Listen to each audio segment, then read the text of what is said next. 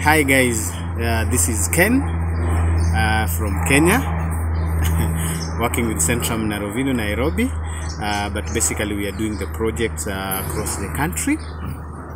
I want to take this moment to say thank you on behalf of all the families that received the food donation during this pandemic period of COVID-19. To send all the thanks to the sponsors. I also wanted to take this opportunity to explain more on the effects of COVID-19 to families that we are working with. As many of you knows from the families that you are supporting directly, from the photos that you've seen previously, most of these families are families that were already challenged. We are dealing with poor families. In cities, they are mostly families staying in slum dwellings, and then we have families staying in the villages. And with the coronavirus, they have faced further challenges from what they were facing before. Currently, in general, in the country, we are talking in the period of the last 3 months of over 1.2 million job losses, on top of a country that was already at 45% of unemployment. Now, most of these families that we work with normally do daily jobs. They are not people who are salaried, so they depend on daily activities to earn their living. So they leave their houses in the morning, they go to the markets, they go to clean houses of the middle class families to earn a living. So first, mostly those who were staying in Mombasa, Nairobi, the counties that were locked down, they were not able to move. This affected a lot of them. Secondly, as you know, these jobs that they do needs a lot of interactions. They are jobs you can never substitute that you're doing them online. And once this interaction was minimized, many of them were affected. The lockdown was a big effect, mostly to many families that we work with in Kibera. And immediately the country was opened, many of them had a tendency to travel home. Because they were not getting jobs, the people were not allowing them to their houses to do the cleanings. They were not allowed to go to the market where they were crowding.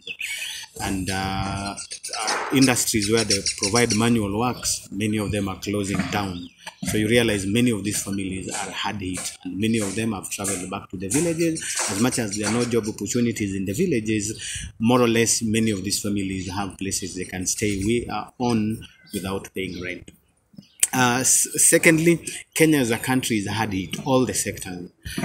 We are a big tourist destination that is completely on its knees. It's at zero. So this is affecting everybody. Many industries, many foreign investments that were locally here, they are shutting down. Many of them are shut down. Many big companies that we know that have been also employing. Because, you know, like in Africa, we live as a network. So mostly, like, you will find that there is a family that was also supplementing support to these families. The family member who was maybe working somewhere, and we as an organization, maybe we are supporting 1-2 child in that family. Then there is another family member working somewhere supporting others. And when this chain is broken, it affects everybody. So you find like many people have lost their job, the middle class, and this middle class are also supporting many other poor families that also we work with. And this is becoming like a very huge problem. Actually, now we are reading like crime rates that are increasing in Nairobi city, which is highly connected with the situation that is going on. We had also like this connected because, you know, like we support mostly education, and with the closure of the learning institutions, we have another third problem. Many of these families, you will find they're like 4, 5, some of them are going up to 10, and when the schools are on, somehow when we are supporting a child and they are in a boarding school, that is one burden less for a period of 4 months. Because in the boarding, they are eating there, they are sleeping there. Now you are arriving at a situation where like all the family members now are together. And many times if it's a bigger house, it's 2 rooms. Many times it's 1 room, they are cramped together.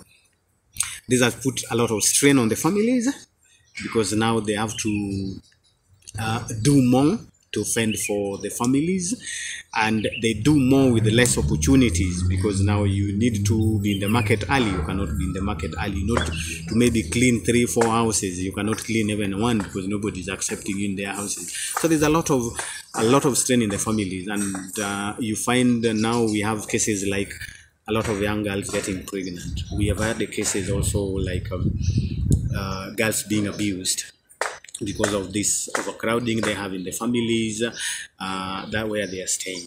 So this is one of the effects. When we gave out the food donation, as much as we know, like food donation is always like, it seems it doesn't have an end.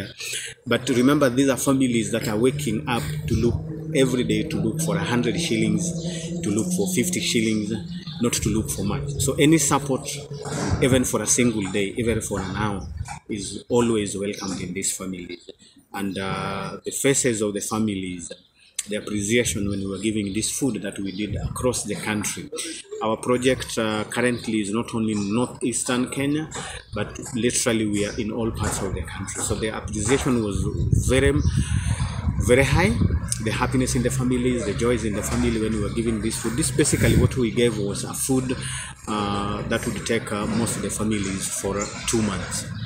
Only few families would maybe go beyond 2 months based on the size, because some family maybe it's a single mother with 2 kids or 1 child, so this would take them for more than 2 months. But basically it was a food shopping for 2 months. So this is what we see. We see like we are having more calls in the office, more stress calls, as many of you already know, also like of rent issues, families being thrown house because they cannot pay a rent of 2,000 or 1,000 in a month. And so this is what I can say about the effects, further effects of COVID-19 on the families that we are working with. And for us now, it makes more sense to give them food. It makes more sense that we can even support them for a day with something that they are using at home. As we all know, like the schools will open in January. If they will open, it will be in January. We don't want to reach there, and already many families are affected. The girls are deciding maybe to elope and get married because they cannot afford to be at their families. So we are basically saying in this moment the food rations that we are giving is making more sense. Remember, we are in a country like the support from the government is nearly zero. There is no structured system that these people are receiving support from the government. There was a sporadic support from the government in different regions, but it was not structured. It was not well clear like who is benefiting, who is not benefiting. It was one off and it went like that. So these families are left to fend for themselves. And therefore, for us as an organization in this time of need, it makes sense for us that we are supporting this family whichever way possible. It can be a meal for a day, it can be a meal for a week, it can be a meal for a month, but it makes a whole lot of difference to this family. Otherwise, I do thank you once again for all the support and the positive collaboration that we are doing. We send you love, we send you the smile, we send you all the heartfelt greetings that we have from all our families. Thank you very much and be safe.